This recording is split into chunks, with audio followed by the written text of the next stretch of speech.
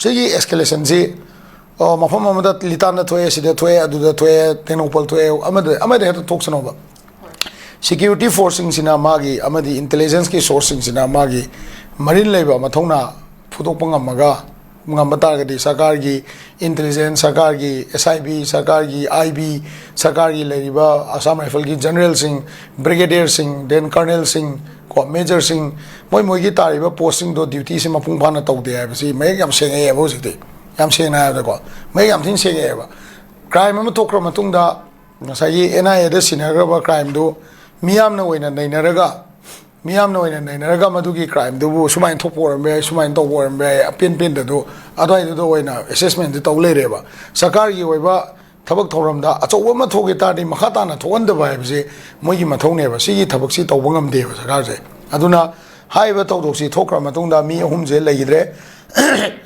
ba matung da another jawjang tek ta ahing da masigi escalation da mi ani ama ko soe ama budi leiribra lama leitrena leigidrena haire ama ga sokpam ga leiri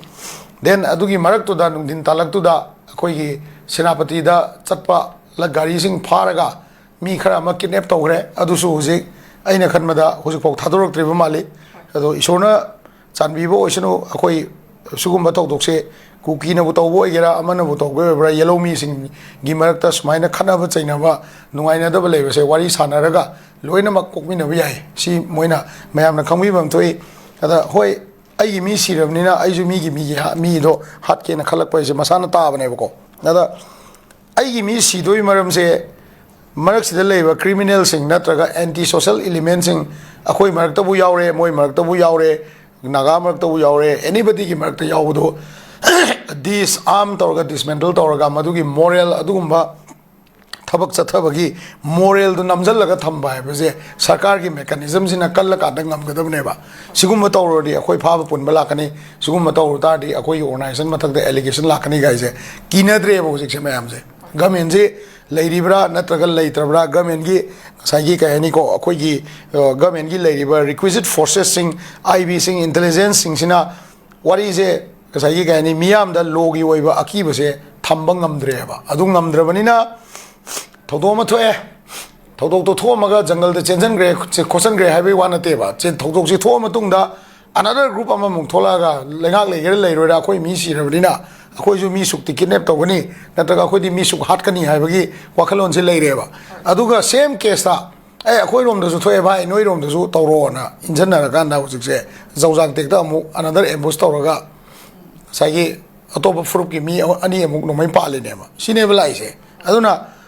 akoina menoina naga kuki maitai natraga indigenous people maitai natraga minority maitai sumaina yengdring aida akoi mayam je cha manana yellow frup singsi manara kanda sarkar sina lawreiba 2023 gi May 3 dagi leiriba inquiry sing anoba lenga lakpa anoba lenga ani lakpa sigi marak sida leiriba sarkar gi chechin thorang se akoi bu ngak se laga yellow frup sing sigi marak ta khut ting thongra khut samnar ga chat pa yana ba ngak se libra natraga sugum thodok sing je hena thok pa yana ba adugumba area domination am tawraga changa tawning ba mi do tawon ba aduga moina changaning da ba mi moina lehaning da ba mi do na lokthok pa culture ma labra haise disam to ba gi culture ma labra manipur haise yam chaw na khoi miam gi site gi chingna ba macha ka mo oire ba manipur le ba problem je si gak na te ba hujik sing asi je kari gumba phagre ba mi myam rok tagi mi ani na traga amakak si gi ba hat ki matam da madugi achaw escalation ama mu haidi wildfire gi ta chakala kadra hai ba si yam chingna ni ai hai tare si gi marak sida sarkar na magi army general sing adagi IG sing DGP sing gamoi wari sanaram di yai adubu ngarang dagi na ngasi bawda ngasai gi yamna hotline ama leidana government jina yamna ka ani ko akoi gi senapati kangpokpi swai gi CSO mayam se kaudana phamdana adagi ngasai gi community leaders sing kaudana sugumba escalation sing je de-escalate tawna ba CM gi banglo jida CM gi secretary ta mi je pik tan na hujik se leigedabne magi power se kuki oigera naga oigera whosoever meitei oigera ko kanano masigi pot sida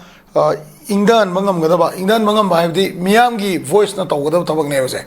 ada khulai ba khara na sum la aga nomai pakap ta kapak ko tar ga di mi se pakata haladi ngasai gi people gi voice se mang gi ne ba people voice se mang ko matam da ngasai gi yam darkonen oi ba mong da chathar ko matam da lengak ta chobo hang ama ha kani lengak ki oina masi phajani ngai oide kangpopi gi manung sida masida leiba forces ma ama leina jaga amada khulai poraga ambush toramaga chen gi bangam ba haibaje sarkar gi maithibani aduna masi india government da akoi gi paliba lengak sina honorable chief minister amadi home minister na matik chaba paukum ama ni ba machangi masi gi matang da ai praja haidi manipur praja miyam da sugumba choro da thoiba todok den akoi tonglawi da id replan tawbangam miba dagi sugumba ngasi gi kangpopi district da thoiba further escalate torokna kidnapping tholokpa den jojang tek ta su torokpa sugumba che horen nungdang ngalega palen tenopol da toroi ani ngai lete ngalega senapati da mu toroi ani ngai lete wari buko sigi poching je de escalate to boya na ba manipur government je yamna mathona leina center gi forces sing si wari sabam changi whether they are akoi di yam chingna bale akoi di whether they have allowed such kind of things to happen moi sigum situation je thokwa matam da moina mathau mafam matam jana pangthok tabra ambush tawro matung da madugi area do cordon off tawd dabra mi do pana hona dabra hoji pung ko mari lan thokre mi do manipur ma pan da bu chelam ne ba wari bo ko kon na tor ko thabuk sidi kana de hai tare manipur government ju khuda ki oiba tawbangam ba mathona do uthokpa tagai phade adubu mihat khuding makse akoi condemn tawi akoi united committee manipur amadi akoi gi manipur da leiba CSO apun bai ta akoi gi maru oina kokomi gi spokesperson jo isabni akoi na sugumba mihat sugumba kahani ko akoi gi community escalation je yarigei tawdana bo hona bada akoi mateng pangmina ba machangi haina ismain tamjage